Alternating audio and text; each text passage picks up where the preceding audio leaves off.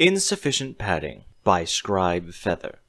The tags for the story are romance, slice of life, alternate universe, and throw. As a result of a magical anomaly, a human named Connor finds himself in the middle of a world of diaper ponies. He's quickly imprisoned, diapered, and subjected to the various experiments the ponies had to offer. Anonymous Commission. The ponies that star in the story are Twilight Sparkle, Applejack, Nurse Redheart, original characters, and other characters. Part 1, A Visitor, with 2,338 words. Insufficient Padding, Part 1, A Visitor, by Scribe Feather. It had been 3 weeks since Twilight Sparkle's experiments led to the social warping of pony life. Suddenly, ponies found themselves wearing diapers and given intense diaper fetishes and sex drives.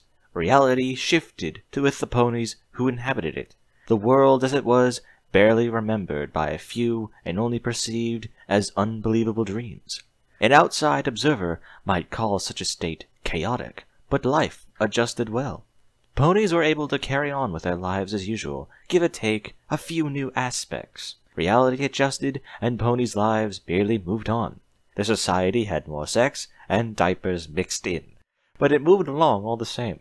Daily rituals now included diaper fillings. I am not reading that. Ever since the magical explosion that mysteriously originated from the Golden Oak Library, the very stability of magic that held the world together seemed greatly affected. Whenever the sun decided to set, the night sky would have visible auroras streaking the sky. Not beautiful auroras that naturally occurred in the northern regions of the world, but bright, angry ones that jittered with disgruntled motions. These strange auroras were merely omens to the anomalies that came over the preceding months. A unicorn scientist once called these anomalies winks, temporary rifts in between worlds that appeared and disappeared in a matter of minutes across the land. The unicorn scientist described in his notes that these winks were simply beams of the magical energies compensating for the strange diaper-fueled world. Most times, Equestria would never see such a spectacle for weeks at a time, but there have been times where they happened as frequently as thunder strikes. He'd given you further details on the events, but is much too busy rubbing thick diapers against himself in the stillness of his study.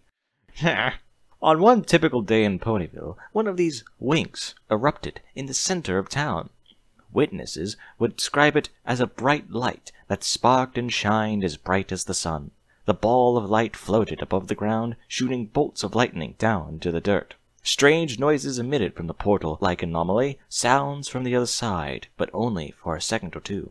Just for a moment, if your eyes could stand it, one could almost catch a glimpse of the other world just before the wink disappeared without a trace. When the wink disappeared, it left behind a pink, hairless creature that this world had never seen before.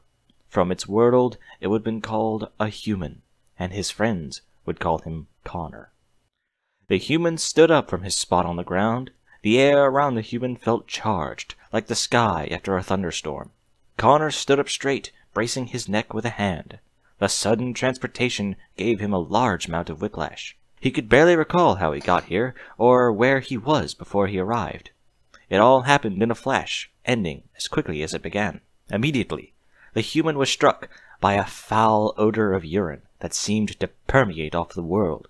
He quickly plugged his nose, as the heavy stench seemed to sting the back of his throat with its acidic texture. He could breathe in this strange world, but every breath had a strong odor attached to it. He looked at the world around him and found diapered anthropomorphic ponies going about their lives. These ponies walked on 2 legs like a human, but had brightly colored coats and manes to match rather oversaturated world. Connor noted the strange markings on the hips of every pony. Each one was unique and only added to the question the human had for this world.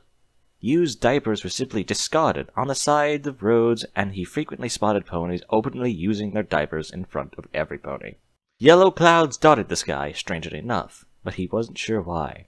Most ponies were just too distracted by their insatiable sex drives, rubbing against walls of the ground or each other to orgasm in their thick padding. Few barely even noticed the human, and any pony who did either ran faster in the opposite direction or hid from the strange creature. He was new to the world, but somehow Connor knew something was off. It was a strange world, where diapers and public masturbation seemed completely acceptable. "Hold it right there!" a voice called out, as something pointy and sharp prodded at Connor's back. The boy instinctively held up his hands and slowly turned around to face his attacker. When he turned, he found a trio of armored white ponies, scowling at him and holding spearheads close to his face. "Whoa, whoa, easy with the spears!" The guards turned to each other for a brief moment and whispered amongst each other. They didn't seem to understand Connor, but oddly enough, the natural magics of the world allowed Connor to understand them. "What is your name, monster?" the lead guard pony demanded, saying the words slower this time, as if that had helped bridge the communication gap. "Hey, wait, I'm not a monster. I'm just a human. You guys know what a human is, right?" Connor's words fell on deaf ears. Everything he said sounded like caveman grunts, and howls to the equestrian ponies. The lead guard pony paused, unable to decipher the strange language of the human. He simply took a deeper, defensive stance towards the creature and spoke, spear at the ready in his hands. "Where is your diaper, beast?" "Diaper? I don't wear diapers. Where is your diaper?" "Look, this is just a big misunderstanding." Connor thought he could reason with these colorful ponies, despite seeing one of the guards rubbing himself through his diaper as he tried to talk to the lead pony. God damn it. "Just let me go home. I won't bother you." Again, the leading guard didn't comprehend Connor's language. He blinked a couple times before thrusting his spear closer to the human's face. "You are under arrest for insufficient padding." "Insufficient? What? No way. There's no way I'm going to—" Connor began taking a few steps back, ready to run. The guards followed suit, taking a few steps forwards, keeping spears at the ready. Just before he could decide to run, Connor's hands glowed brightly before they were suddenly pulled to the ground. His entire body fell to the grass, limbs spread out in different directions as the unicorns held him down. "Hey, let me go!" the human screamed, pulling his limbs with all of his strength, but neither budged. "Take him into custody," the lead pony said, interrupting the other pony's masturbation session. Connor continued to squirm, barking out insults and demands. He pulled at his glowing arms and legs, but none of it seemed to matter. He continued to pull, but the more he pulled, the brighter his limbs glowed with the unicorn magic. His limbs burnt with aching pain as he strained against the magic. He was slowly dragged across the ground, his limbs leading the way behind the three guard ponies. Suddenly, he felt a sharp pain strike the back of his head, his vision blacking out as his body went limp. Connor's vision returned to him moments later as his eyes slowly opened. He was no longer in the streets of Ponyville, and now had a painful bruise pulsing on the back of his head. He cringed as he did his best at looking around the dimly lit room. Tall metal bars obstructed his view of the outside area. A cage, but it wasn't a cramped or gloomy cage. The cage had a cushy mattress lining its floor, and its walls were brightly painted with vibrant colors that were easy to see even in the dim light. In this twisted reality, the jail cell changed from a dank and damp hole in the wall of a glorified crib. His head pulsed painfully as he pulled himself off of his back into a sitting position. It was around this time that he noticed the very thick white diaper that he was wearing. The ponies must have put it on him while he was knocked out. "There is no way I am wearing a diaper," Connor told himself as he reached down to the diaper. He tugged at the fluffy diaper, but every tug only caused it to pulse a faint yellow glow around its front panel. It did not loosen, nor did the tapes give way to his desperate tugging. It seemed these colorful ponies had enchanted his diapers as a precaution. The diaper did not tear, loosen, or even come off of his body. If he couldn't escape the diaper, then he could try and escape this dreaded cell. Scrambling to his feet, Connor looked around his cell for some hope of an exit. He had to waddle about the area to cope with the thick padding that pushed his thighs apart. The cell walls were thick stone, with only a cell door and a small window out opposite of the door cutting into the gray material. He tugged at anything, hoping something would budge, and he'd be able to escape this horrible place. He pulled at the metal cell door, which didn't budge because of the strong locks and heavy material. The small window was barely reachable, but any attempt at pulling at those bars left him with few results. Exhausted and panting, Connor had to realize the difficult truth. He was trapped in the diaper and forced to wait in the dark for the unknown. There was no escaping, not from here.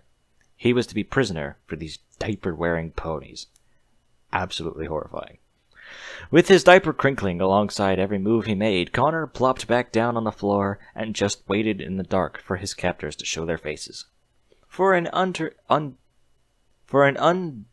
amount of time, Connor could hear footsteps and distant voices coming into focus. The voices got louder before the lights of the room were turned out. He could pinpoint 3 distant voices and strides as they slowly got louder and closer. For now, we're keeping it in a cage till we know what to do next. The lead guard pony from earlier could be heard, right over here. The guard pony could be seen walking down the hall in front of the cell. He was accompanied by a brown doctor-looking pony who wore a lab coat that partly covered his diaper, and a white mare who wore nothing but her clearly used diaper.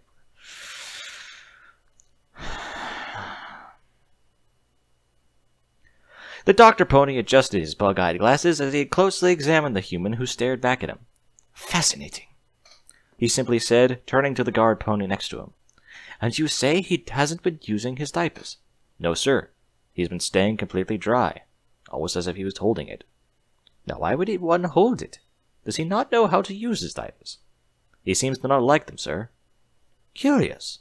He tapped his chin in thought, glancing over at Connor, then his diaper, then the guard pony. "With your permission, Commander, I'd like to bring in another pony to further examine the creature.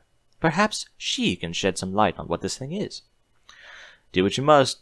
Having this thing here makes some of the guards uneasy." The guard pony glanced at Connor from the corner of his eye.